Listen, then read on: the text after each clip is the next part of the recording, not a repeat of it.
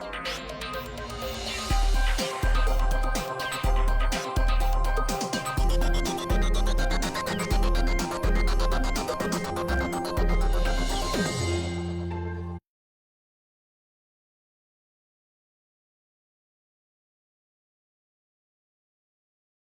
คุณเทพชัยยอง is now joining me online from home สวัสดีค่ะคุณเทพชัย Good evening, Kunatha, and good evening, everyone. Yes, it's another day, คุณเทพชัย that we would like to hear upbeat news. And today we are not disappointed because the new confirmed cases is the lowest, 13. That's the figure for today, คุณเทพชัย. Yeah, and we hope that the good news will keep coming, right? And today's figure is very encouraging. But of course, I mean, as usual, the medical authorities try to caution us not to be too optimistic and not to be too complacent. And in today's press conference, Dr. Thavisin Viswanuyotin, the spokesman of the government center dealing with the problem, insisted that we still not halfway through in the fight against the coronavirus yet. So don't be too overjoyed and let our guard down. And he used the boxing analogy to describe the situation. He said the fight against the virus is like a boxing match. The boxing match usually has 12 rounds, right? And we are only in the fourth round, round 4. Even though the scores we have been keeping are quite encouraging, but we still have 8 more rounds to go. So keep your guard high and then, move forward, keep scoring, and don't be too complacent. Yes, it's a long fight indeed, especially if we compare that each month is like each round of boxing. So all the way it's 12 rounds and we are just at the 4th round of fighting. But so it means that we cannot say that we are the winner right now. And it's the long fight, and again, the guard has to be kept at very high level. And today he also mentioned state of emergency, คุณเทพชัย and again, he said there is no confirmation that all the restrictive measures will be relaxed, and that will have to depend on joint decision by cabinet ministers, in which Prime Minister is the head of Center of COVID-19 Situation Administration. He is at the head of the center, but the whole สวัสดีนะครับบรรดาสื่อมวลชนและประชาชนที่ติดตามรับฟังข่าวสารในเรื่องการประชุมครม.วันนี้ก็มีหลายเรื่องนะครับที่มีทั้งพิจารณาและเพื่อทราบสิ่งสำคัญที่สุดก็คือเราได้หารือกันเรื่องมาตรการต่างๆที่จะรองรับเรื่องสถานการณ์ Yeah, the 1 month state of emergency will be up or expired early next week. So it's quite a challenge for the government to make a decision on whether or not to extend the state of emergency, which from sources that we have been talking to, it's most likely that the state of emergency will be maintained for a little while. But it's some of the stringent measures that have been imposed over the past 1 month that may be relaxed. And as we heard from Kun Prin Salasin, chairman of the Thai Chamber of Commerce last night, a series of proposals have been made by the private sector to the government in as far as whether or not how the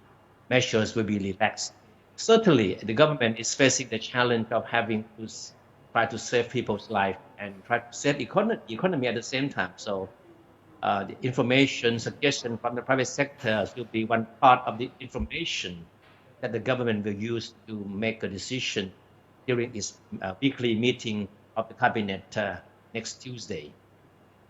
So between now until next Tuesday and until the end of April, it must be quite crucial period because it will be a good indicator whether Thailand will have more cases of infection. So that would mean if we count from Songkran Festival on 13 until 15 of April, in which we presume that perhaps people would be gathering or try to be meeting with one another. If the case of infection have not been increased in the next Tuesday, so probably the government will incline or try to relax some restrictive measures? The numbers may sound positive, but on the other hand, you still have a lot of people flouting curfews and some of the social distancing directives. And as Dr. Tubisin said today, a large number of people have been caught, have been hanging out during the curfew hours, or even sometimes they still hang out in private residences for parties, for gambling like that. So I mean, when you have gambling, when you have party, it means that you have a lot of people being together in close proximity. So that in a way would certainly doesn't help with the attempts to contain the spread of the. So what the authorities are doing now, according to Dr. Tubisin, is that they will try to reduce the number of checkpoints on the street and will concentrate on on-spot checks. So that means we'll see more police patrol in the areas outside the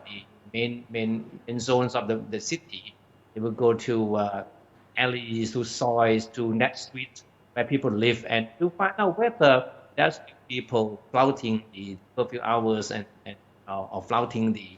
social distancing directives or not. Because there have been complaints from neighborhoods that there's still drinking, parties, make noises in the wee hours of the day during the curfew hour. So please will keep their eyes, the ears very open, and they encourage people to call these hotlines to give them information and tip-offs if they believe that there are people flouting these directives.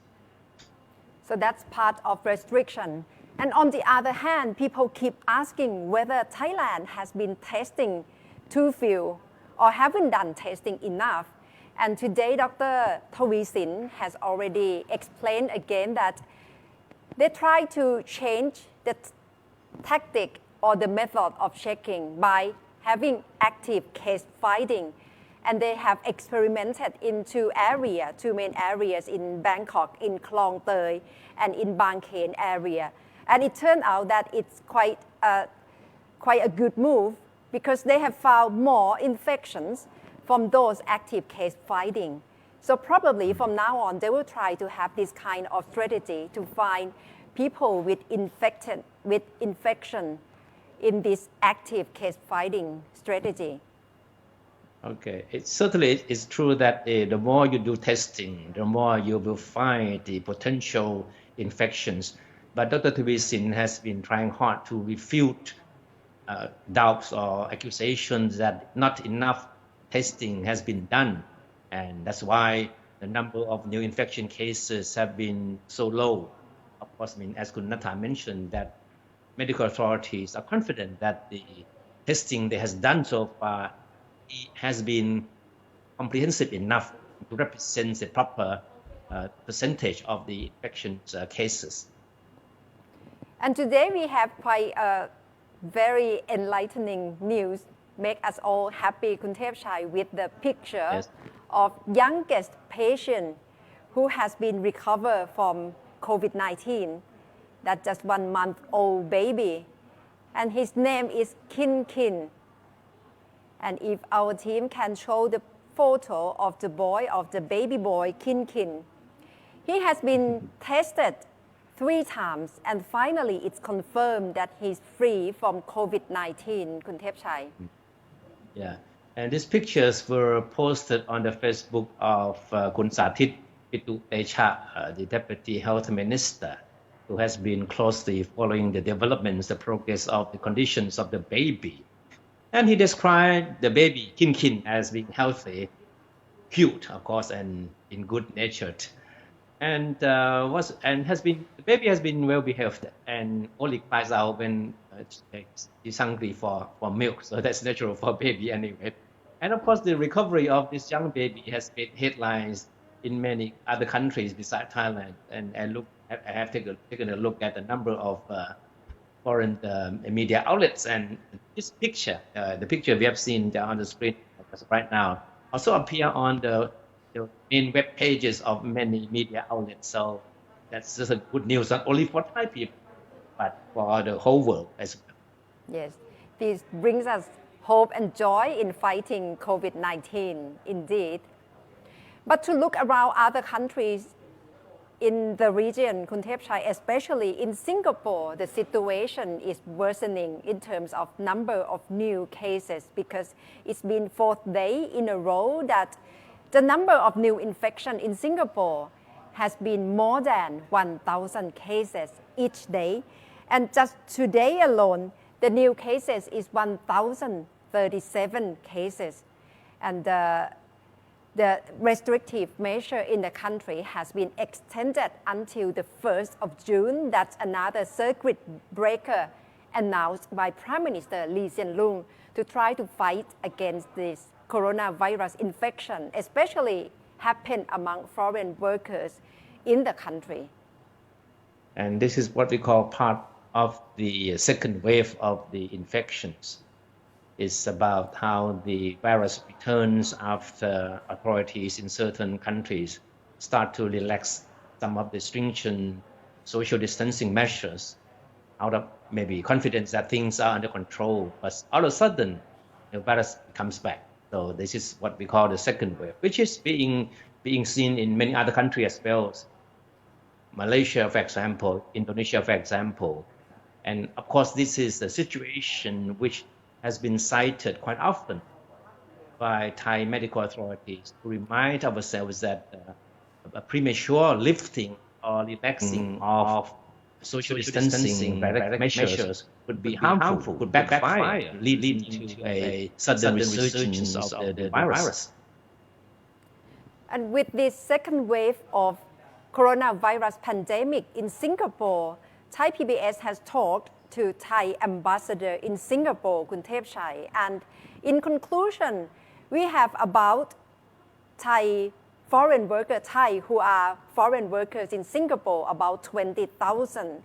And about 3,000 are manual workers who live in foreign dormitories. And about 60 of them have been tested with positive of COVID-19. And it means that they have been infected with COVID-19. And about 60 of 3,000 are now being treated in hospital. And that being under treatment, under care by Singapore authority, and Thai officials in Singapore have been trying to take care of those people. And again, this is another reminder for Thailand, which has a large number of migrant workers who tend to stay or live together in cramped residences, houses, or apartments. So this is one area that medical authorities are also most concerned about. And today we've been told by World Health Organization that it's still a long way to go, Kuntepchai, with battle with coronavirus. So it's the same message with Dr. Tawisin as well. If we compare with 12 rounds of boxing, so it means that at least it will be about a year for us all to live with COVID-19. And we need to find a way to protect ourselves and to live and to have new normal at the same time. And this is what the director of the World Health Organization had to say yesterday, Kunatha. Yes, he said, make no mistake, we have a long way to go. This virus will be with us for a long time. For a long time, we don't know for how long, but it will be quite long. Okay. So that's the message from World Health Organization director. And Kuntepchai, I heard that you got a very crucial weapon to fight against COVID-19. That's right. Yeah. As we all know that we have been hearing about a shortage of face masks, right? And the government has taken steps after understanding the situation, has taken steps to ensure that masks will be made available to all Thais. So the past 1 week has seen the distribution of face masks manufactured by the government to be given out to everyone of the living in Thailand. So, and this is what I received today. It's a cloth face mask sent by mail to my home. It says with the courtesy of the industry ministry. Yes. It's a washable face mask and can be used multiple times. And it comes in envelope like this. Uh-huh. So don't be surprised if tomorrow you get one like this in your mailbox. It's part of the 10 million face masks orders manufactured by the industry ministry to be given out to every household country. So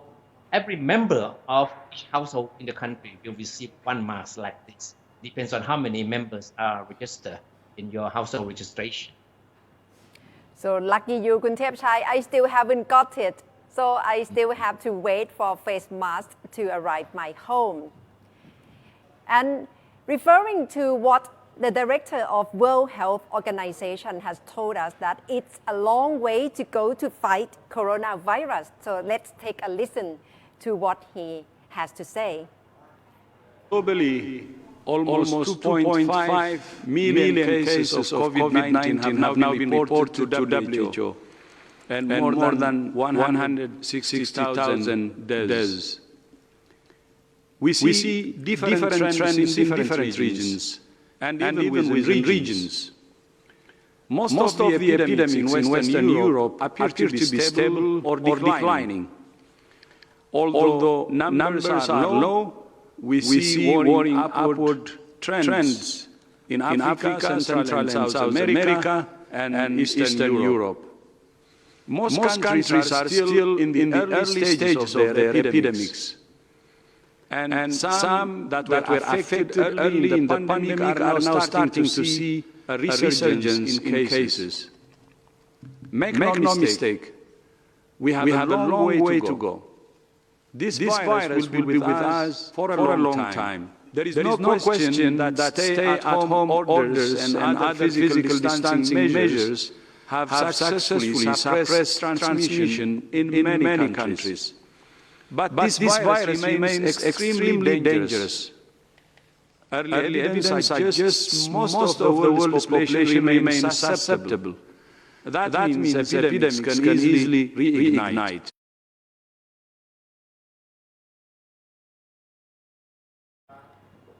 So that's what's the message, very important one from World Health Organization Director. As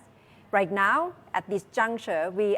can see how many countries are considering whether to ease the lockdown. That's why perhaps he has to come out to say that it's still a long way to go.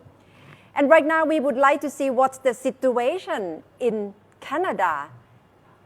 And right now, we have Kun Steve Waterhouse, cybersecurity expert, joining us from Canada. Good evening from Thailand. Good morning from Canada, Nathan. Thank you very much for joining us, Kun Steve. So how are things going in Montreal, where you are right now?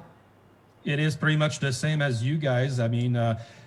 people are confined for the now almost 7-week period since March 13th. And people are, of course, responding to the government's advices and all of the healthcare professionals that are recommending everybody to distantiate from one another, to stay at home as much as possible. The word is out. People are just eager to go out, as we just came out of the winter period. And now spring and the warmer weather is showing itself. And still, people are allowed to go outside, obviously, but cannot enjoy the full measures of going just to the park, as most public venues are closed, and will not permit gatherings for more than 2 people at a time, as you probably have the same rules. Yeah. What about the economic activities? Are they still being limited?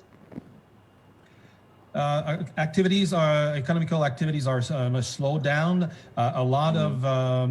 entrepreneurs are reconsidering how they do business. As an example, restaurants are now offering more takeout possibilities, so people can order and go at a very few number to the restaurant, pick up their orders, go back home and eat there. But in-restaurant eating is forbidden. And there's a lot of local merchants, local restaurants that are having a lot of problems with the rents, of course, because there's no revenues. And for that reason, there's a lot of government grants going out, but will not be able to get to every entrepreneurs that are out there. And like that, people are also from home ordering more and more online, which of course diverts the economy to those big conglomerates that permits at-home deliveries.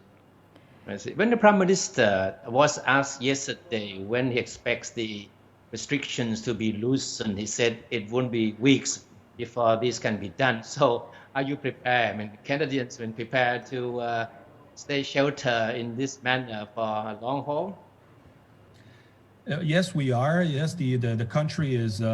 ready for that. But what is most anticipated, as just you mentioned a few moments ago, the second wave is very much what we fear most. As people will start being a little bit more loose, will be maybe a little bit less disciplined. And this is what is coming up in the next few weeks. So by summertime, around June or July, experts have been voicing out their concern of everybody just moving out of the houses and in a more social gathering mode. If that happens, and because of the low level of testing we have been able to, the health services have been able to procure, we don't have an exact picture of what is going on. And there's a big debate here also how to account for the deaths that are been happening.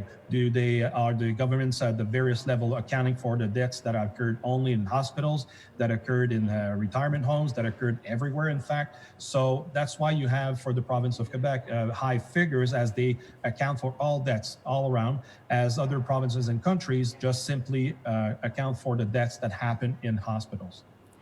Steve, what have concerned you the most? You are in Montreal, and as far as I know, it's the region with the highest number of infection.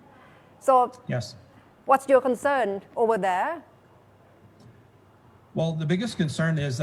for everyone here, it was a big surprise to understand the provincial governments working with retirement homes projects have not been up to what was expected and publicized. What I mean by that is there's a lot of retirement homes around Montreal and inside Montreal, of course, and the civil servants have been screaming out for a lot of times, a lot of years, that they were underfunded, understaffed. And now, because of the crisis,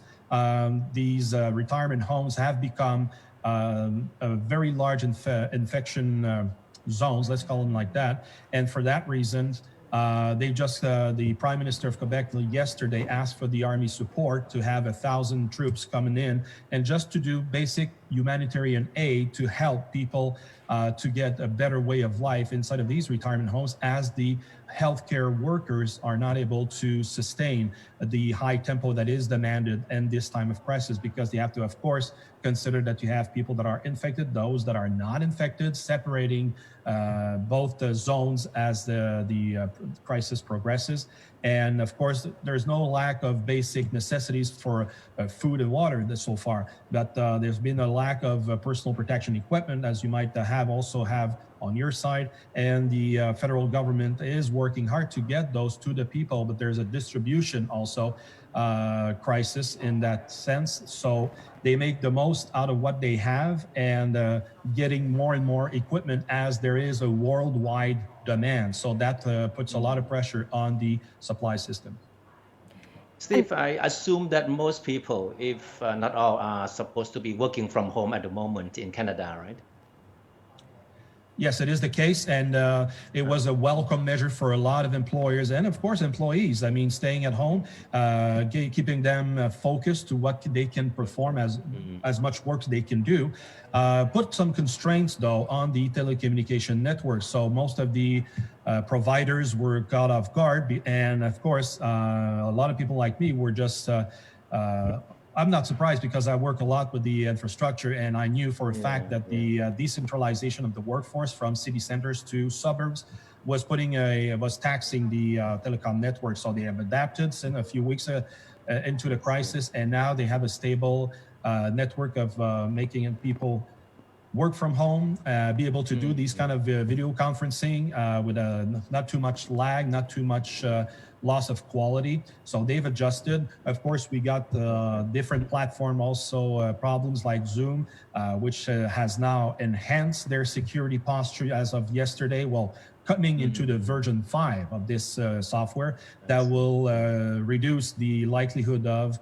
compromission of sensitive information because the security has been enhanced. So that said, a lot of companies rediscovered the way to work from home, rediscovered what tools is necessary, and is adjusting. And I think for a fact that in the coming months and years, this will be a lesson to learn and apply, that it's not everybody that needs to go down in the center core to work from there. They can do it easily at home, thus reducing the traffic flow inside city centers. Steve, you are cyber security expert, and so far we can see how people have turned to online activity and try to work and having more activities over there. What's the unusual aspect have you found so far, and what's the opportunity you see in the future with more online activity, especially in cyber? Well, the basic cyber hygiene has to be prevailing at all points. I mean, more than ever, there's a lot of criminal activity, as you might have noticed also on your end, that you have cyber criminals wanting to have access to more and more, not just information, but money. Really, that here we benefit from a lot of grants that the government is pouring down on us, the citizens, while other places in the world, they have to work it off. They have to survive. And for that reason, they just reignite some of the old tools of cybercrime, and then are flooding with phishing email everybody else. So this is a great time for, and then this is what is keeping me busy a lot of my time, is to do some awareness, and that awareness brings into education and educating people on how to use the computer in a productive way, especially using online tools. And from that point, I believe we'll have a more awakened workforce to work with technology as time progresses, because they will have the time to put their hands and minds onto it. But especially in the educational world, now the students and the teachers have a new way to communicate to each other. A new dynamic is arising from this situation that permits them to have a more personal touch communication. So the teacher phones up or emails the students at home, and it brings them that closeness that they didn't have necessarily time to have in class while in physical contact. But it doesn't bring out that having less personal contact, and I'm one of them, having to teach in a class that I see my students in front of me, I'm pretty much like better doing this than over a virtual mean, because the human contact is not the same, the feedback is not the same, and it is very important to keep that visual contact much present. Steve, I understand that one of your major concerns is that the sudden increase in the use of teleworking by bureaucrats and government officials is making the government more vulnerable to cyber threats more than ever, right? Can you talk more about that? Well, yes, certainly, because as civil servants are just scattered all around where they live, let's put it that way, it could be around 30-kilometer radius, but geography is not of a concern with technology. And so when you have civil servants working from home, they basically have to have either a computer given by the government. If not, as it is right now for many civil servants at whatever level, they're using their home computers. And for that reason, there's not too much security that has been verified upon the computer at home, meaning some employers will give an antivirus that's given to the enterprise. Others will just say to the employee, just go to that website. We have a secure portal, connect to it, and we should be fine.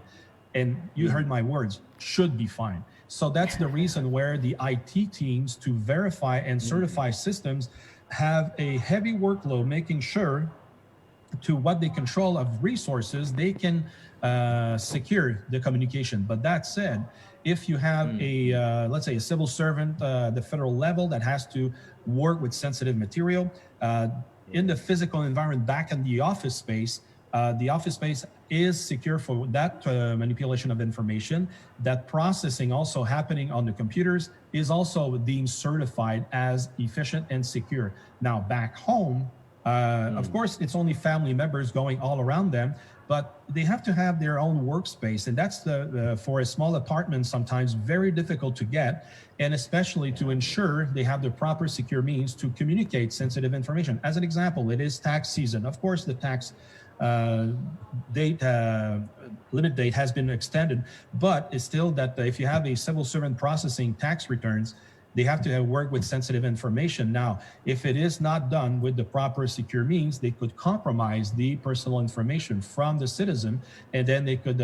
initiate other problems that we don't have time to tackle on. So that's the reason they have to adhere to secure means that are appropriate and especially vouched by the government security employees that will make sure that the data and especially the privacy of every citizen is kept and ensured. Right. In fact, not only the civil servants, but everybody should watch out during this crisis. Well, of course, because as an example, when at the start of the month of April, you had the Zoom platform that was tested by University of Toronto's Citizen Lab that was deemed unsecure and surprisingly was seen having traffic being diverted through China.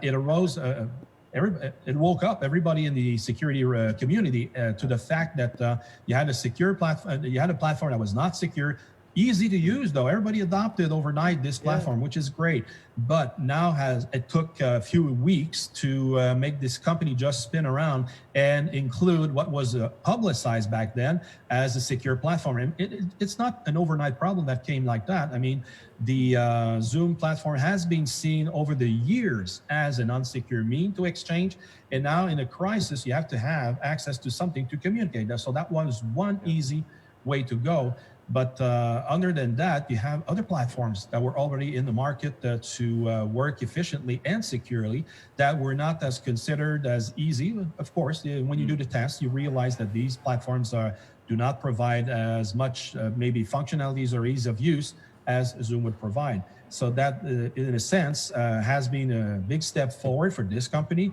But also, it should be the fact that for every company that has to work with privacy, when it has to work with intellectual property, they have to double check by which means this information will flow around. And if it's not a guaranteed end-to-end communication, then the ideas, the strategies, the privacy of information can be compromised with just a few clicks. Steve, you must have heard of 5G conspiracy theory. What do you think of it? And why is that? Why do people have so much imagination about COVID-19 and link it with 5G? Well, in this crisis, I mean, people have been going around, and of course, that's the beauty of the internet. There's a lot of information to access. What's the downside of it is, of course,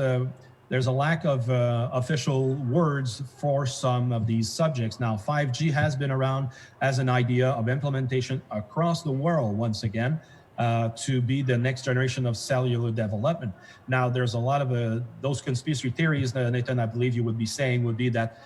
people are advocating that the 5G towers are enabling the virus as the towers goes up and under operation, which is totally false in many sense, has been proven scientifically. And we haven't seen much of these situations in Canada with people just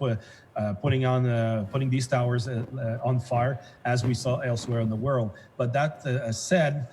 it is not impossible that people will turn to they want to have something to be physically to be accountable for what's going on. And for some, have their imagination go to the extent of saying, yep, this is one reason why, since these towers came along, that we're having these problems coming all around the place. Fortunately for us, there's not too much of the 5G that has been deployed so far, so it's not a capital reason why 5G has been spreading around. Okay, thank you very much indeed, Steve, to be joining us from Canada, from Montreal, and stay safe during this time.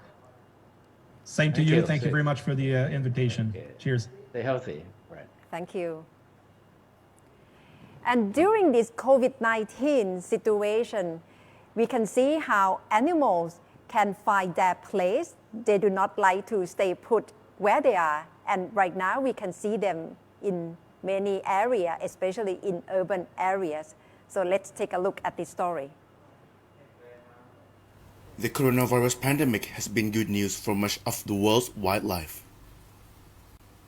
With people staying at home and traveling less, animals have been spotted in unusual places and air pollution has dropped in some areas. In the Welsh town of Llandudno, the goats are ruling the roads. Lockdown measures put in place by authorities have largely cleared the streets of human and traffic, and so nature flourishes instead. A wild puma prowls through Santiago in Chile. A coyote stalks the viewing area for San Francisco's Golden Gate Bridge, a place that is normally packed with tourists. With less human interference and light pollution, sea turtles across the world are daring to lay their eggs on beaches they once avoided. It's making scientists hopeful that their breeding season will be a wild success for their endangered creatures. It is giving a unique insight into the impacts that we humans have upon the environment in many ways. We are beginning to see wildlife that we had not expected to be there. We are seeing clear skies. We're seeing views of mountains that only our grandparents told us about. We're seeing a reduction of pollution. It is giving us this quite extraordinary insight into just how much of a mess we humans are making of our beautiful planet. As well as air quality across the world, nitrogen dioxide pollution in the US Northeast is down 30%. Rome's air pollution levels are down more than half from a year ago. One of the problems that we have is this sort of creeping progression of environmental degradation. It gets worse and we get worse. And this is giving us opportunity to magically see how much better it could be. And I hope we'll learn the lessons from that. It won't be easy, but it will tell us what we could achieve if we really put our minds to it. Researchers say they are eager to explore changes in weeds, insects, rain patterns, noise and light pollution, clouds, and even the daily hot and cold temperature spikes. The most obvious change is in the cleaner air.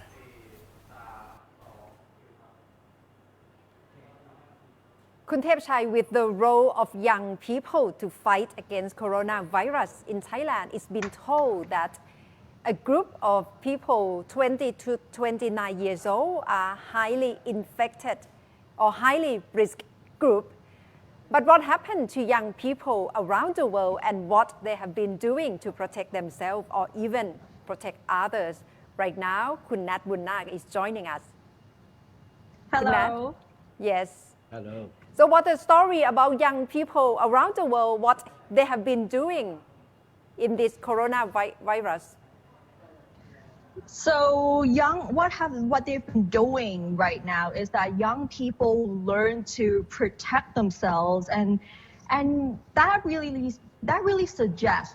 that young people are more aware of what is going on. So we can say that the pandemic has had an impact towards young people in the way they perceive the situation. So there is a recent study in the UK saying that around 50% of the people in the UK aged around 18 to 35 practice voluntary social distancing even before it became compulsory in the UK, whereas people aged 70 and above don't really practice that yet. So it's another side of the story, because in Thailand, we've been told that young people tend to be people who spread the risk of infection. But in the UK, it turned out that they voluntarily to protect themselves and others.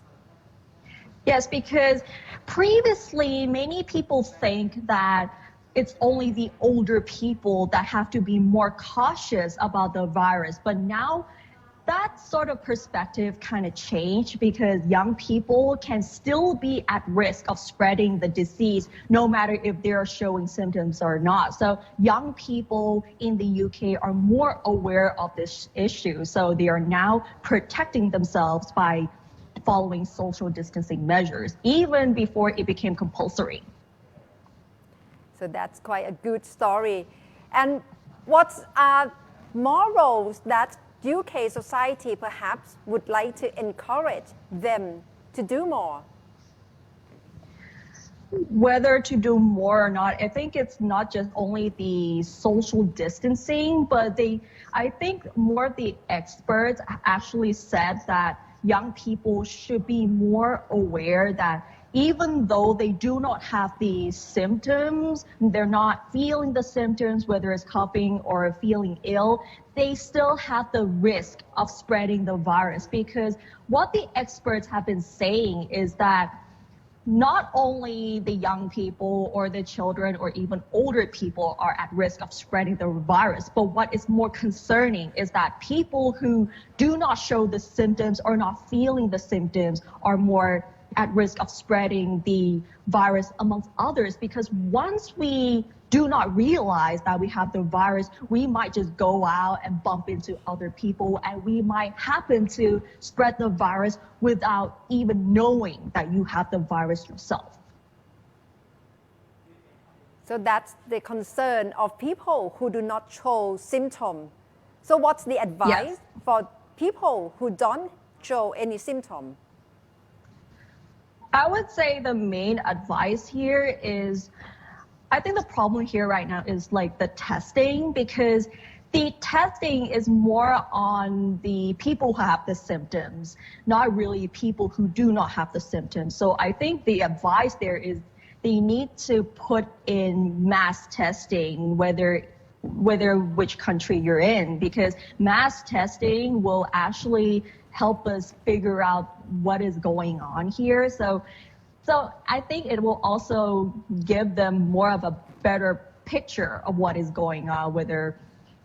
it's not just the people who have the symptoms that will get COVID-19, but people who do not show symptoms can be at risk of having COVID-19 as well.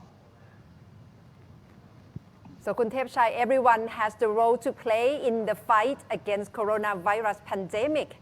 Young or older people, or even very like baby generation, we all have to be careful and we all have to play the role in this fight. Yeah, absolutely. And I believe that the level of awareness among people in any societies, whether they are young or old, depends a lot on how the governments, the authorities communicate with them to help them understand the severity of the situation at hand. In Thailand, I think the medical authorities have been quite effective in communicating with the people on this issue. So that's why in Thailand you see a lot of people wearing masks, right? Go out, you hardly see people without masks. So that in a way, I think that it tells a lot about the effectiveness of the communication that medical authorities have had with the public.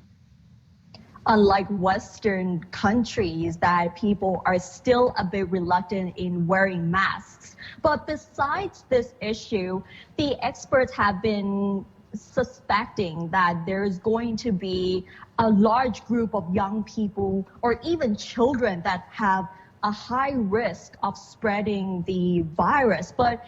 however, there hasn't really been a clear picture on this one, because the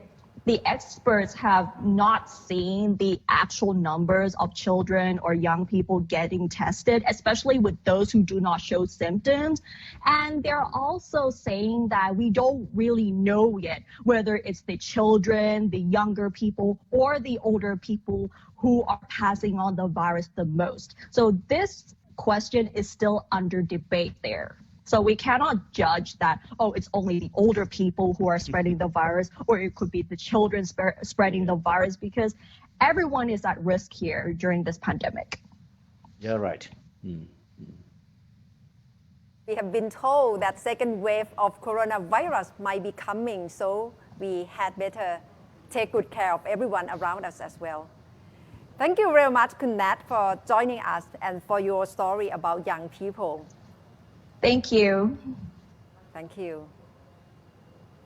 Another aspect of problems that happening right now in relation to COVID-19 crisis is about homeless group, especially a group of homeless in Bangkok. They have been facing difficult situation enough, but right now the situation is worsening for them. So let's take a look to the story.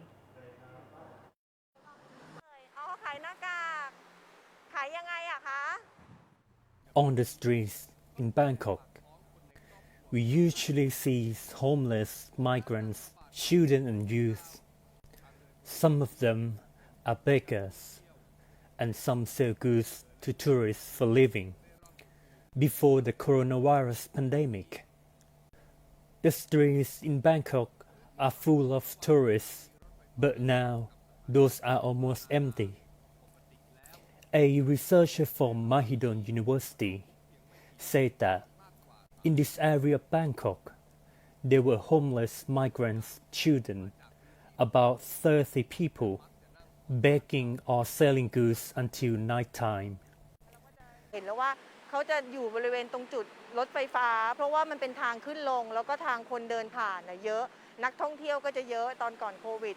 She said they used to stay around BTS areas where people and tourists walk past by. At a homeless children and youth home, today there are only 3 people, whereas there were a lot of homeless children came for food. And one of the reasons is an absence of volunteers during the coronavirus pandemic. Due to closure of caring home and lack of tourists, homeless children and youth are facing hardship. In Thailand, there are about 50,000 homeless children. 30,000 are locals and another 20,000 are migrants. A social worker points out that if we leave this problem for a while and do not provide a good strategy to support them, it will lead to long-term social problems in the future.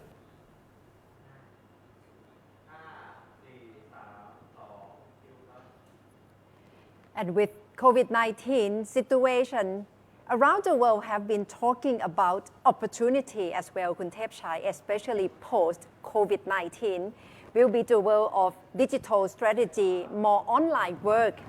So what the world we are going to see, right now we have Kun Jirayut Srupsrisopa, co-founder and CEO of bitcup.com joining us. Good evening, Kun Jirayut. Hello, thank you for having me. Thank you very much. Welcome to the program. Yes. So as I have introduced, are you seeing more opportunities for digital work, digital world after COVID-19 or even now? Sure. So let me give you a quick picture of this current situation. Right now, if you look at the numbers, we are undergoing the largest unemployment rate in the history of the world. The last highest unemployment rate was 100 years ago during the Great Depression in 1929. Back then, about 3% of the world's population lost their job. And then the year after, in 1930, we went to 6%, right? And about 2 weeks ago, I think 3% of the world's people lost their job already. And last week, 3% went to 10%. And in the last generation, it took us one year to go from 3% to 6%. In this generation, it took us only 1 week. But I would like to tell the audience today that this crisis is different from the Great Depression or back in 2008. If you look at the Great Depression, that was, the recession might come from the shift in consumer behavior from wartime production to consumer production. But if you look at 2008, that was when banks took excessive risk, and all of a sudden Lehman Brothers went down, and a bunch of people lost their jobs, and that company doesn't exist anymore. People don't go back to the same job that they had. But this crisis is different. We have, 30 million people. I think 22 million Americans lost their job in the last 4 weeks. But this crisis is different because these people are working in bars, restaurants, and these companies didn't do anything wrong. They might be a very profitable company, but the reason why they are these people are getting laid off is because of the shutdown, right? So this is a short-term thing. It's not like the companies is no longer there and people cannot get recalled and go back to their work after we fix the biological problem. What I'm trying to tell you here is that currently this is not a economic structural problem like 2008. That's when banks took excessive risk. This is a health crisis followed by a shutdown. And if we get the policies right, these companies will survive, right? The jobs are not permanently displaced. People can go back to where they were working before. But it is very important that we need to deploy the funds quickly from the government, because in the next few months, I think most of the SMEs will run out of cash, and SMEs and small businesses account for majority of our economy, majority of our employment. It was very hard for companies back then it was very easy for government to bail out banks in 2008 because they can, call 25 CEOs into one room and hand them checks. But this time, the government needs to hand out, bail out companies, small companies and people. It is very hard to get everyone in one room. And without the technological infrastructure, you can see that it is very hard for Thailand to deploy funds effectively. Some people that, should deserve the money, that 5,000 bahts that they should receive, are complaining that they didn't receive the fund. Some people that didn't really deserve the funds get the money. And the only way the government can bail out SMEs now is to provide loans through commercial banks. But banks cannot deploy these funds within a few weeks because they have to do due diligence in companies. So they must accept this margin of error because we haven't got the technology ready. But with the arrival of digital currencies, governments can deploy funds effectively to bail out people and to bail out majority of the companies. Unlike back in 2008, handling checks to 25 CEOs to bail out banks is easy. But with the cryptocurrency, the government can, sign the stimulus package. I think $2 trillion was signed at the end of March, and 350 billion is being deployed to help SMEs. But that's not enough. We have to deploy them effectively. With the use of Libra or digital currencies, government can, deploy funds directly to those really in need, and to filter out those that can stay put, to make sure that SMEs have a runway long enough for us to address these biological or health issues. I think this could be a V-shaped recovery because even though the economy is about 50% larger than in 2008, the US government is printing out a lot of money right now, way more than 2008. And once we discover the vaccination or address this biological issue, there's nothing wrong with the structural economic issue. And there are more cash in our economy now. I think the economy will take off, because these people can get back to their jobs right away if the government can protect the SMEs just long enough so that we can discover the vaccines, right? And if you see in Thailand right now, the SMEs are trying to stay survive by doing digital transformation, by bringing in tools to help them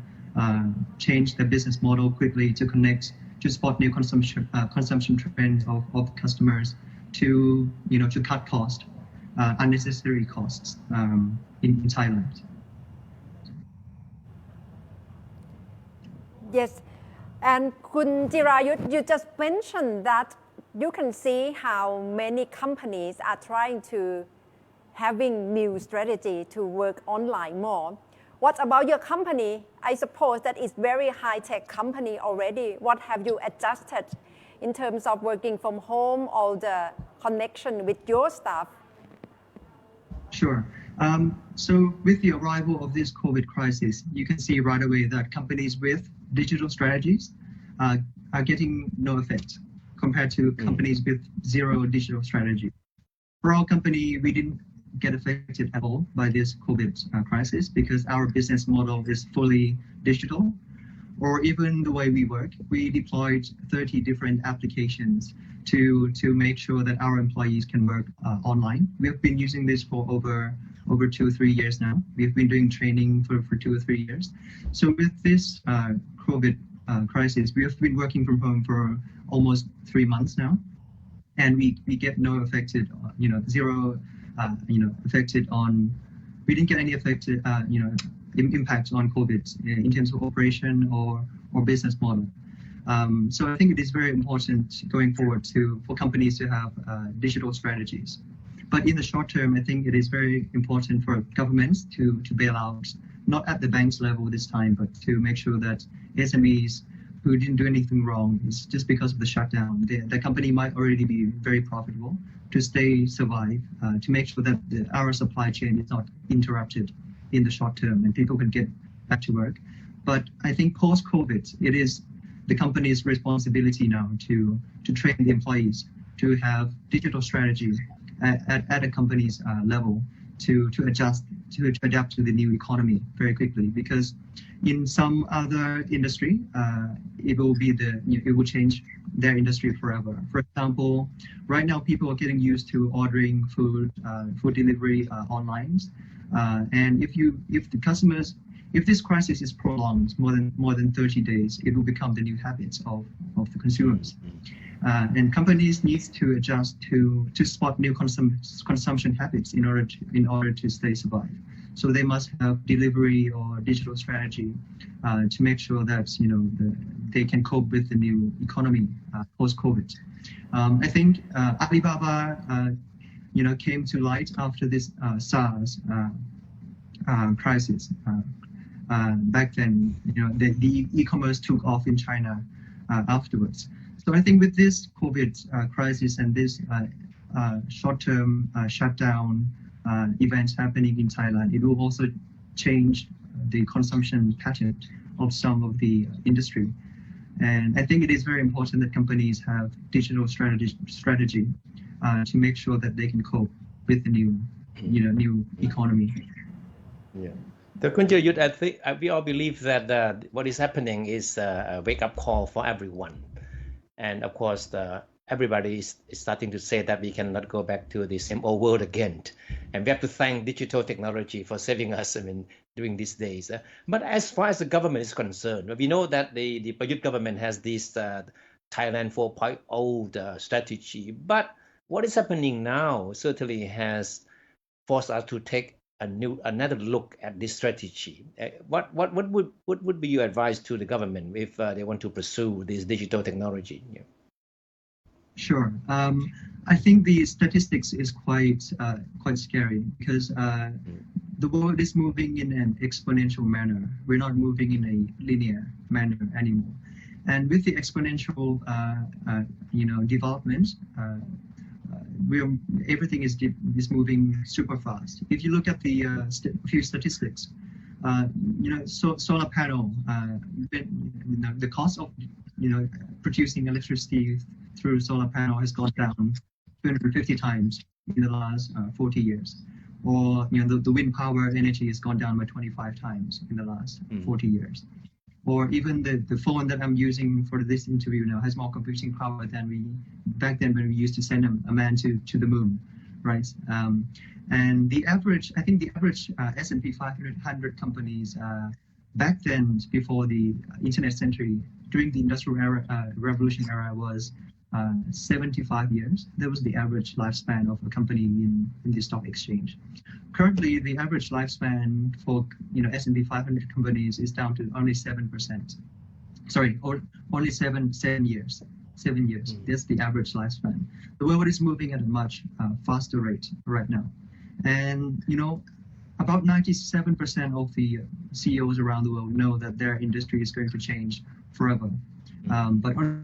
3% has this digital transformation strategy for their company. But more than 54%, that's more than half of the existing companies, have no clue what to do.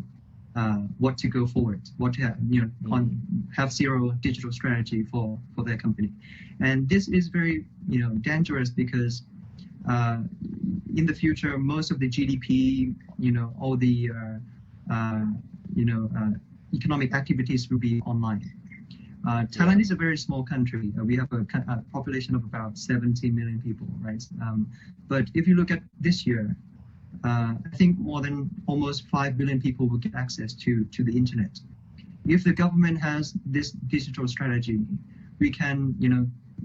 sell our services and goods and products to the rest of the world. That's, the market size would be much larger than 70 million people. Because everyone has internet access and mobile phone penetration is also very high. I think in Thailand, mobile phone penetration is around 144%, meaning that for every one Thai person, we have an average of 1.4 phones. We are a mobile-driven economy, and the internet access is great. I think the infrastructure is already, we are already in a much better position compared to Philippines or Indonesia in this region, but it is very important for the government to educate the workforce, because the skill sets is no longer relevant in this internet century versus the industrial revolution era. We need to change the way we work. We need to change the way we think to be able to cope with this exponential development world. And Kun Jirayut, what's the advice do you like to have for young students, university students this year? Perhaps they must be quite frustrated to see the situation right now and must be wondering what the skill they should have to survive in this COVID-19 crisis and for their future employment.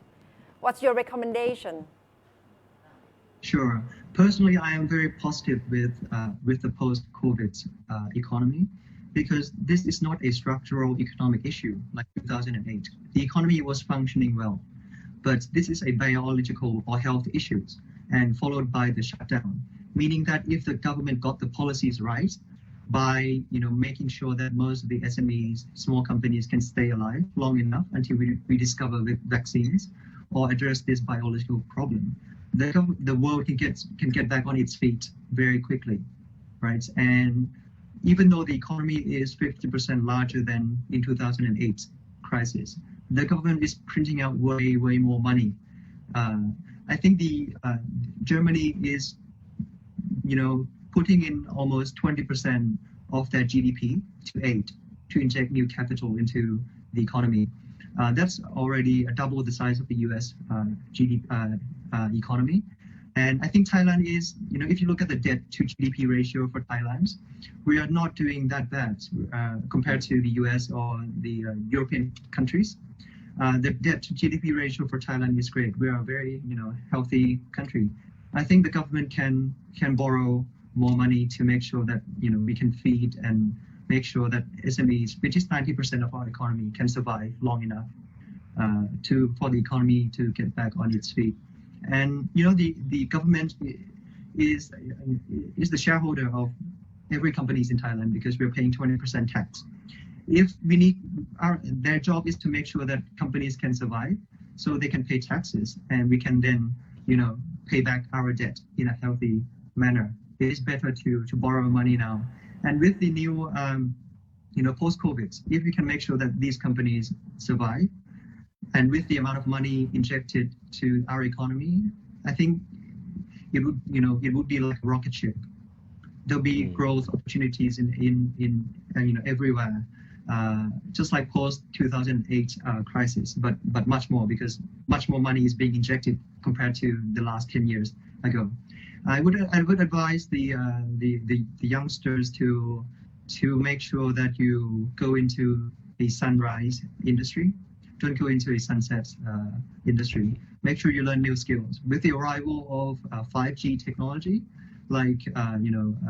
with the arrival of 5G data, it will unlock new wave of technology like blockchain, AI, big data,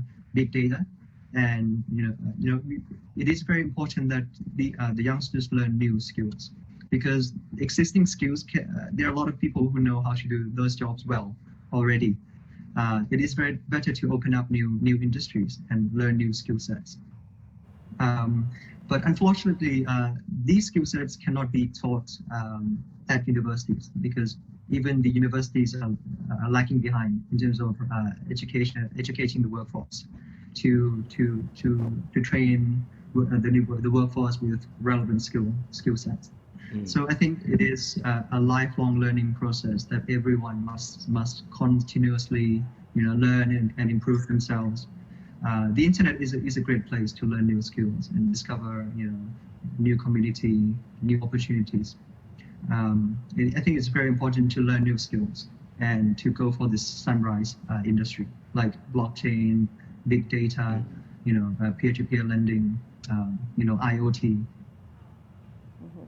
You certainly need a rethinking for the education system. Yes, I think even the universities are getting disrupted. If you look in the last 5 years, I think more than 500 universities in the US was shut down because there are less students going to take courses right now. And with this COVID crisis, you can see that a lot of universities in Thailand are pushing out online courses, and the courses are getting shorter and shorter with more relevant skill sets for the workforce. So the universities are also adapting themselves to make sure that what they're teaching their students are relevant to the industry, to the workforce, and to catch up with the knowledge on the internet or on Google. Okay, Kun Jirayut, thank you very much for sharing your thoughts and your view on the future after COVID-19. But right now, we all know that we need to get through this current crisis first. So please hang on, stay with us because this is the end of Thai PBS World Tonight in English version. But we'll come back to talk in Thai.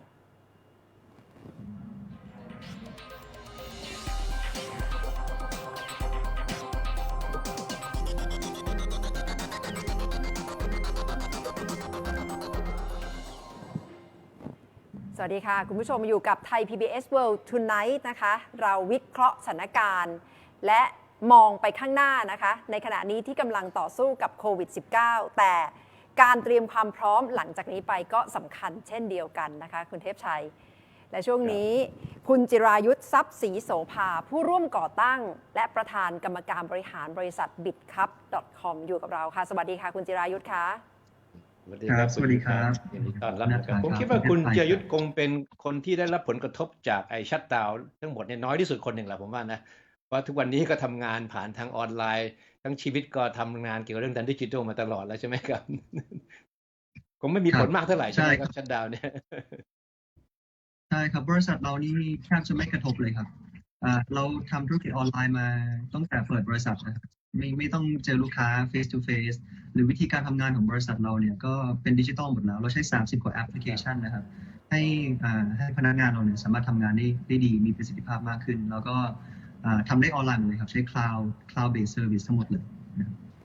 จะทำให้งานมากขึ้นมีบทบาทมากขึ้นด้วยซ้ำไปผมว่าในภาวะแบบนี้นะครับคุณจิรยุทธครับยิ่งพอเราใช้แอปพลิเคชันพวกนี้ครับมันความจริงมันลดต้นทุนนะครับความจริงเราไม่ได้จะเตรียมเพราะว่าเกิดเรารู้ล่วงหน้าว่าจะมีโควิดเกิดขึ้นไม่ใช่นะครับเราใช้แอปพลิเคชันพวกนี้เนี่ยเพื่อที่จะลดต้นทุนนะครับในการรันบริษัทเราสามารถใช้ resource เท่าเดิมเนี่ยแต่ output เนี่ยมหาศาลเลยนะครับบางฟังก์ชันในบริษัทอย่างตอนพอเกิดโควิดเนี่ยหลายบริษัทจะรู้แล้วว่าความจริงบางตำแหน่งไม่ได้จำเป็นที่จะต้องมีในองค์กรด้วยซ้ำไปนะครับเราสามารถใช้เทคโนโลยีแทนได้อย่างบริษัทเราเนี่ยในการเอาเทคโนโลยีเข้ามาใช้เนี่ยเราสามารถใช้เก็บ resource เท่าเดิมเนี่ยแต่ output มหาศาลเราเพิ่ม productivity ได้มหาศาลนะครับแล้วเราก็มีเป็น data เก็บข้อมูลหมดทุกอย่างเพื่อที่จะเอาข้อมูลตรงนี้มาตัดสินใจได้ดีขึ้นนะครับเรามีเป็น digital strategy ขึ้นมามันจะต่างกับบริษัทอื่นตรงที่ว่าส่วนใหญ่ CEO ก็ต้องใช้ความรู้สึกส่วนตัวนะครับวันเสาร์อาทิตย์กลับไปวันจันทร์มา meeting อยากจะทำอย่างนี้เป็นใช้ intuition แต่บริษัทเราเนี่ยจะมีข้อมูลหมดทุกอย่างแล้วเราจะใช้เป็น data driven decision making นะครับในการตัดสินใจให้ลดความผิดพลาดแล้วก็ตัดสินใจให้แม่นยำมากขึ้นพวกนี้เนี่ยครับโดยมันต้องใช้พวก tools ต่างๆเนี่ยในการเข้ามาทั้งหมดเลยในการเปลี่ยนวิธีการทำงานของ workforce ทุกคน นะครับอย่างบริษัทส่วนใหญ่ตอนนี้ใช้แค่ Excel เป็น Microsoft Word เป็นใช่ไหมครับแต่เรานี่มีอีก30 กว่าแอปพลิเคชันนะครับที่ทำให้พนักงานทำงานดีขึ้นเหมือนกับทำไมเราหมายความว่าเหตุการณ์ที่เกิดขึ้นตอนนี้มันคงทำให้บริษัทอื่นๆทั่วๆไปเนี่ยต้องมาพิจารณาเรื่องยุทธศาสตร์ทางด้านดิจิทัลแล้วนะครับผมว่าครับเราเห็นได้ชัดเลยครับว่าบริษัทไหนที่ไม่มียุทธศาสตร์ทางด้านดิจิทัลเนี่ยกระทบหนักมากอย่างเรานี่ไม่กระทบเลยครับคือเราไปช่วยบริษัทอื่นด้วยซ้ำไปในการเริ่มให้ advice ว่าจะต้องปรับตัวกันยังไงเพื่อที่จะทำงานออนไลน์เนี่ยมีประสิทธิภาพนะครับประสิทธิภาพไม่ลดนะครับงานได้เหมือนเดิมให้กระทบน้อยที่สุดนะครับเราทำมาประมาณ 2-3 ปีแล้วนะครับพนักงาน100 กว่าคนก็ทำงานกับบ้านมาที่บ้าน3 เดือนที่ผ่านมาก็บริษัทไม่ revenue ไม่ตกใช่ไหมครับ operation ไม่ตกทุกอย่างก็โตขึ้นตามปกติเลยครับไม่ได้ต่างกับช่วงก่อนโควิดมาเลยสำหรับบริษัทเราตอนนี้เราก็มีไปแชร์ความรู้ให้กับบริษัทต่างๆเพื่อที่จะให้ SME ที่เหลือเนี่ยพยายามปรับตัวกันให้ทันมากขึ้นนะครับบริษัทอื่นๆก็คงอยากจะปรับตัวได้เร็วและทันสถานการณ์เหมือนกับบริษัทของคุณจิรายุทธนะคะพอได้เข้าไปให้คำแนะนำเข้าไปดูสถานการณ์แล้วจะต้องปรับอย่างไรคะสำหรับบริษัทต่างๆที่น่าจะเป็นบริษัทส่วนใหญ่ที่คงจะยังไม่โกดิจิทัลเนี่ยค่ะคำแนะนำหรือว่าสิ่งที่เขาควรจะทำกันในช่วงเวลานี้เนี่ยคืออะไรคะครับความจริงหลายๆบริษัทอยากจะเปลี่ยนแปลงอยู่แล้วนะครับแม้แต่ก่อนโควิดแต่ที่ติดคือระดับ top management นะครับซึ่งเราต้องอธิบายให้กับ top management ฟังก่อนว่ามันสำคัญยังไงในการที่จะต้อง disrupt ตัวเองปรับเปลี่ยนตัวเองก่อนที่จะให้คนอื่นมาบังคับให้เราเปลี่ยนแต่โควิดเนี่ยเป็นเหมือนยาเร่งเป็น catalyst ให้เปลี่ยน mindset ของผู้บริหารต่างๆตอนนี้เนี่ยการยอมรับของ digital transformation เนี่ยมากขึ้นเยอะเลยพอเห็นไหมครับบางบริษัทที่บอกว่าอยากจะขึ้นคลาวด์ต้องนานแล้วคุยมา 2-3 ปีก็ไม่ขึ้นสักทีพอเกิดโควิดปุ๊บขึ้นคลาวด์เลยหรือการสอนออนไลน์นี่ครับคุยมาหลายปีพอเกิดโควิดปุ๊บตอนนี้มีคอร์สออนไลน์มาออกมาเตรียมพร้อมให้เด็กเรียนก่อนที่ช่วงที่จะเปิดเรียนกันนะครับมันเป็นสถานการณ์ที่ยิ่งช่วยให้ผู้บริหารเนี่ยเปลี่ยน mindset ที่สำคัญที่สุดเลยคือการเปลี่ยน mindset ผู้บริหารระดับข้างบนถ้า top management buy แล้วเนี่ยว่าเราเปลี่ยนไปเพื่ออะไรเนี่ยมันจะง่ายขึ้นในที่เหลือขององค์กรในการเข้าไปimplement solution ต่างๆนะครับแต่ความจริงถ้าจะเปลี่ยนแบบยั่งยืนเนี่ยเราต้องทำ design thinking ระดับมันจะแบ่งเป็น3 level ครับ level แรกเนี่ยคือระดับ top C level ทั้งหมดเลยผู้บริหารสูงสุดขององค์กรเราต้องเข้าไปทำ design thinking ว่าบริษัทเราเปิดขึ้นมาเพื่ออะไรนะครับ mission vision ขององค์กรคืออะไรวัฒนธรรมขององค์กรควรจะเป็นอะไรพอเราทำ design thinking ปุ๊บเราจะรู้ความจริงเลยว่าแม้แต่ C level เองเนี่ยยังตกลงกันไม่ได้เลยยังเห็นไม่ตรงกันเลยว่าบริษัทเปิดขึ้นมาเพื่ออะไรกันแน่นะครับพอเรารู้ปุ๊บเรามี core value ที่ชัดเจนแล้วเนี่ยหรือมีวัฒนธรรมในองค์กรที่ชัดเจนแล้วเนี่ยเราค่อยมาพูดกับ management middle management นะครับการมีวัฒนธรรมในองค์กรเนี่ยมันเป็นสิ่งที่สำคัญมากนะครับที่บริษัทจะประสบความสำเร็จหรือล้มเหลวบริษัทที่ขายไอติมก็ควรจะมีวัฒนธรรมองค์กรอย่างหนึ่งถึงจะประสบสำเร็จบริษัทที่เปิดเป็นสถาบันการเงินก็ต้องมีวัฒนธรรมองค์กรอีกอย่างหนึ่งเพราะฉะนั้นมันต้องคุยจากข้างบนลงมาพอเรามี core value ที่ชัดเจนมีวัฒนธรรมองค์กรที่ชัดเจนเนี่ยเราก็มาทำtraining ระดับ management middle management ว่านี่คือวิธีการทำงานแบบใหม่ต้องมีสิ่งที่เรียกว่า Scrum methodology นะครับ show and tell คืออะไรหรือ application ต่างๆเนี่ยในการเก็บ data นะครับ data centric data driven decision making คืออะไรนะครับเพื่อที่จะเอา tools พวกนี้มาให้มันสอดคล้องกับ digital strategy ที่เป็น roadmap ที่ทาง top management เนี่ยต้องการนะครับส่วนระดับ operation ล่างสุดเนี่ยเราก็ต้องทำ training ครับว่าแอปต่างๆที่เราใช้มาให้มันสอดคล้องกับ business model อันใหม่เนี่ยมันใช้ยังไงนะครับทุกๆคนที่อยู่ในระดับ operation ก็ต้องใช้เป็นเพราะฉะนั้นมันจะแบ่งเป็น3 layer เวลาคิดเปลี่ยนแปลง organization และที่สำคัญที่สุดเลยครับมันต้องมีสิ่งที่เรียกว่า change agent ถ้าไม่มี change agent เนี่ยเราอาจจะคุยกันสักวัน2 วันก็แฮปปี้ไปสักวัน2 วันแล้วก็ลืมนะครับมันไม่ได้เป็นการเปลี่ยนแปลงแบบที่ยั่งยืนต้องมีเป็น change agent ขึ้นมาเลยแล้วก็คนนี้เนี่ยหรือทีมนี้คือรับผิดชอบในการทำ digital transformation ทั้งองค์กรที่ยั่งยืนคอย push ตลอดมันมีการเกิดการเปลี่ยนแปลงจริงๆนะครับซึ่งสังเกตว่าตอนนี้หลายบริษัทเนี่ยยอมที่จะเอาประมาณ 1% หรือ 5% ของกำไรของเขาที่เขาได้ทุกปีเนี่ยมาทำเป็น digital transformation unit นะครับมาที่จะ disrupt ตัวเองก่อนที่จะให้คนอื่นมา disrupt เขานะครับจะมีเป็น research and development center มากขึ้นหรือจะ spin off เป็นบริษัทลูกเพื่อที่จะคิด business model ใหม่ๆนะครับหา new S curve ใหม่ๆซึ่งอันนี้มันสำคัญมากนะครับยิ่งบริษัทคุณใหญ่เท่าไหร่เนี่ยจำนวนการล้มเหลวหรือ metric ของการล้มเหลวมันต้องมากขึ้นเพราะว่าทุกการทดลองมันต้องมีการล้มเหลวควบคู่ไปด้วยยิ่งบริษัทคุณใหญ่เท่าไหร่ถ้า metric ของการล้มเหลวเยอะขึ้นเนี่ยแปลว่าบริษัทคุณเนี่ยไม่กลัวที่จะล้มเหลวแล้วกล้าที่จะทดลองอะไรใหม่ๆตลอดเวลาเพราะฉะนั้นอีกหนึ่ง metric ที่ CEO ต้องวัดเนี่ยคือจำนวนของ fail experiment หรือการล้มเหลวนะครับยิ่งมีเยอะยิ่งบริษัทอย่างคุณยิ่งใหญ่เท่าไหร่จำนวนของ fail experiment ต้องยิ่งเยอะเพราะว่าแต่ว่าในองค์กรคุณเนี่ยทดลองหา new S curve หลายอย่างซึ่งถ้าเราเจอ S curve ตัวหนึ่งเนี่ยมันสามารถที่จะแทนสิ่งที่มันล้มเหลวได้ทั้งหมดเลยนะครับเพราะว่า S curve มัน return มันมหาศาลอยู่แล้วนะครับอันนี้ก็จะเห็นได้ชัดว่าตอนนี้เนี่ยหลายๆบริษัทเริ่มที่จะยอมรับนะครับไอเดียนี้มากขึ้นเรื่อยๆนะครับแล้วหรือร้านอาหารเนี่ยสังเกตได้ชัดเลยเมื่อก่อนคนที่ทำอาหารเก่งอย่างเดียวเนี่ยไม่ต้องง้อใครครับไม่ว่าจะเป็นเจ๊ไฝผัดไทยประตูผีลูกค้ามาต่อคิวไม่เคยต้องง้อลูกค้าแต่พอเกิดโควิดปุ๊บบริษัทที่มี digital strategy เท่านั้นที่รอดถูกไหมครับส่ง delivery ให้กับลูกค้าเองนะครับ cloud kitchen นะครับอันนี้เป็นเทรนด์ใหม่ทั้งหมดเลยที่จะมา disrupt วงการร้านอาหารมันไม่ใช่แค่ฝีมือทำอาหารอร่อยอย่างเดียวแล้วนะครับโลกมันเปลี่ยนไปอย่างรวดเร็วมากเพราะฉะนั้นในฐานะของ management หรือ top C level CEO เนี่ยก็ต้องมี mindset ที่เปิดและกล้าที่จะทดลองสิ่งใหม่ๆนะครับถึงจะอยู่รอดนะครับครับความเปลี่ยนแปลงที่คุณจิรยุทธพูดถึงเนี่ยมันจะเกิดขึ้นได้ส่วนหนึ่งแรงผลักจากระดับนโยบายก็คือผู้บริหารประเทศก็สำคัญมากนะครับเพราะฉะนั้นไอเหตุการณ์ที่เกิดขึ้นครั้งนี้เนี่ยทุกคนก็เชื่อว่ามันจะเปลี่ยนแปลงโลกไปอย่างมากเลยและคำว่าเปลี่ยนแปลงนี่มันคงไม่ใช่หมายถึงภาคธุรกิจแต่เพียงอย่างเดียวมันหมายถึงภาคของการบริหารประเทศก็คือรัฐบาลทางด้านการเมืองด้วยนะครับเพราะฉะนั้นคุณจิรยุทธมีข้อเสนอแนะยังไงบ้างครับให้กับคนที่บริหารประเทศว่าใช้โอกาสที่เกิดขึ้นจากธุรกิจครั้งนี้แหละในการที่จะวางทิศทางการบริหารประเทศชาติโดยเฉพาะในส่วนที่เกี่ยวข้องกับดิจิทัลเทคโนโลยีเนี่ยเพื่อนำประเทศไทยไปสู่จุดที่มันควรจะเป็นเนี่ยคำแนะนำของคุณจิรยุทธต่อผู้ที่มีอำนาจในการกำหนดนโยบายนี้จะเป็นยังไงครับผมว่าตัวอย่างที่เป็นประเทศที่ตัวอย่างที่ดีมากเลยคือประเทศเอสโตเนียนะครับเขามีสิ่งที่เรียกว่า e-government เรียบร้อยแล้วนะครับคนสามารถไปเปิดบริษัทออนไลน์ได้เลยโดยที่ไม่ต้องออกจากบ้านนะครับหรือจะทุกวันนี้เราจะสมัครไปเป็นประชาชนของเอสโตเนียก็ได้นะครับผ่านเว็บไซต์ออนไลน์ได้เลยเราเรียกว่า e-government นะครับสังเกตว่าช่วงโควิดเนี่ยหน่วยงานรัฐบาลยังต้องไปออฟฟิศอยู่เพราะว่ายังต้องไปเจอกัน face to face หน้าตัวต่อตัวก่อนถึงจะทำธุรกรรมอะไรได้หรือทุกอย่างก็จะเป็นเปเปอร์เป็นกระดาษนะครับกระดาษเต็มไปหมดเลยครับต้องเซ็นที7 ครั้งกว่าจะทำอะไรได้อนุมัติอะไรได้1 ครั้งซึ่งถ้าเราทำ digital transformation เนี่ยใช่ไหมครับเราจะมีเป็น e-government ลองคิดภาพว่าเศรษฐกิจเราจะขยับเลื่อนไปได้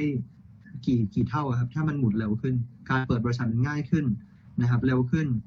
การสมัครเป็นประชาชนเร็วขึ้นเก็บภาษีได้เยอะขึ้นทุกอย่างมันเป็น paperless ไม่ต้องใช้กระดาษแล้ว velocity ของ activity มันจะเร็วขึ้นทำให้ GDP เนี่ยมันยิ่งโตหลายเท่าเลยนะครับเพราะฉะนั้นมันก็สำคัญมากที่ไม่ใช่แค่ภาคเอกชนที่ต้องเปลี่ยนแต่ในเมื่อโลกมันเปลี่ยนครับโลกมันเปลี่ยน 100% ทุกวันที่เราตื่นขึ้นมาโลกมันเปลี่ยนแน่นอนนะครับไม่ว่าคุณจะชอบหรือไม่ชอบเพราะฉะนั้นไม่ว่าคุณจะเป็นใครไม่ว่าจะเป็นรัฐบาลหรือเป็นเอกชนนะครับหรือภาครัฐทุกคนต้องเปลี่ยนครับให้มันทันกับโลกถ้าไม่เปลี่ยนคือคุณหยุดเปลี่ยน 0% ในขณะที่โลกเปลี่ยน 100% เนี่ยอันนี้มันเฟลแน่นอนมันล้มเหลวแน่นอนนะครับมันสำคัญมากโดยเฉพาะเรื่องของกฎหมายเหมือนกันครับไม่ใช่แค่เปลี่ยนวิธีการอย่างเดียวนะครับกฎหมายเนี่ยก็ส่วนใหญ่จะเป็นอุปสรรคเปลี่ยนไม่ทันกับโลกหรือตามเทคโนโลยีไม่ทันนะครับซึ่งอย่างกฎหมายเรื่องของยกตัวอย่างความจริงมีหลายอย่างมากเลยนะครับอาจจะยกตัวอย่างกฎหมาย work permit นะครับทุกวันนี้เนี่ยแต่ละประเทศแย่งแรงงานที่แบบฉลาดเก่งๆมีความสามารถพิเศษเข้าประเทศของตัวเองถูกไหมครับสหรัฐให้ green card แต่ประเทศไทยเนี่ยยังมีกฎหมายเดิมที่ต้องพนักงานต่างชาติต้องมีทุนจดทะเบียน2 ล้านบาทขึ้นไปแล้วก็ต้องจ้างคนไทย4:1ใช่ไหมครับซึ่งมันเป็น barrier to entry ครับมันทำให้เราจ้างพนักงานที่เก่งๆจากต่างประเทศได้ยากมากแล้วมันก็จะไม่มีสิ่งที่เรียกว่า spill over technology นะครับเราไม่สามารถเรียนรู้กับเขาได้เลยเพราะว่าเขาไม่ได้เข้ามาเมืองไทยไม่ได้เราจ้างงานยากมากๆเลยต้องทุนจดทะเบียน2 ล้านขึ้นไปแล้วต้องหาคนไทยมา4 คนนะครับแทนที่จะให้คนเก่งๆเข้ามาช่วยกันผลักดันให้ GDP ของประเทศไทยให้บริษัทที่เป็น made of Thailand เนี่ย made in Thailand โตขึ้นมามากขึ้นเรื่อยๆอย่างประเทศจีนเนี่ยที่เขาโตเร็วอย่างหนึ่งนะครับคือเขารับเอาซอร์สหมดทุกอย่างไปผลิตที่จีนตลอด แต่สิ่งที่เขาได้คือสิ่งที่เรียกว่า spillover knowledge หรือ spillover technology เขาไม่ได้รับแค่ผลิตอย่างเดียวแต่เขาได้ know how ด้วยจากต่างประเทศจากคนเก่งๆที่มาจ้างเขาผลิตนะครับถ้าเมืองไทยเปิด channel ให้ talent เข้ามาเยอะขึ้นเนี่ยคนไทยที่ปรับตัวไม่ทันจะมีพนักงานไทยที่ปรับตัวไม่ทันเนี่ยก็จะเรียนรู้กับคนเก่งๆที่เราดึงเข้ามาในประเทศนะครับแล้วเราก็จะมีเป็น spillover knowledge นะครับหรือ technology ให้เราเนี่ยสามารถสร้างบริษัทที่มันเป็น new S curve ที่มี impact ต่อ GDP ของประเทศได้เยอะมากๆนะครับเพราะฉะนั้นมันต้องเปลี่ยนแปลงทางด้านของกฎหมายให้มันตรงกับยุค Internet Century กฎหมายอยู่ในยุค Industrial Revolution อยู่เลยนะครับหรือกฎหมายความหมายคำว่าเงินนะครับถูกเปลี่ยนครั้งที่แล้วคือ75 ปีที่แล้ว2475เนี่ยครับทั้งที่ตอนนี้มันมี Digital Currency มีแต่ละแบงก์ชาติทั่วโลกกำลังสร้าง Central Bank Digital Currency ของตัวเองอยู่แล้ว Libra Digital Yuan ล่าสุด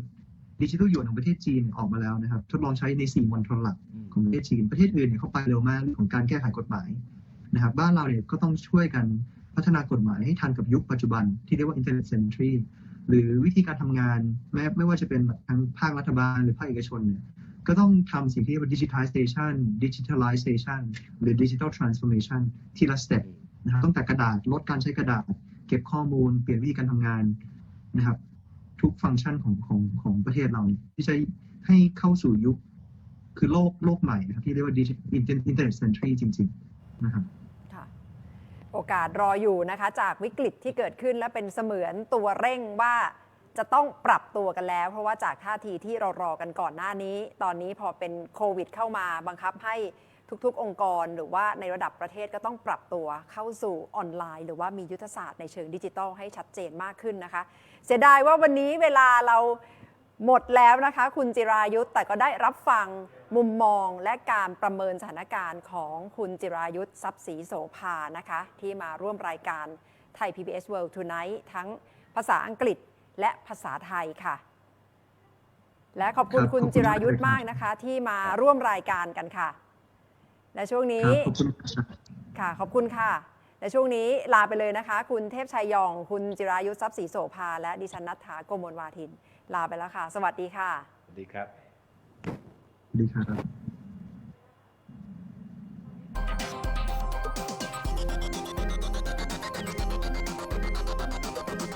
บ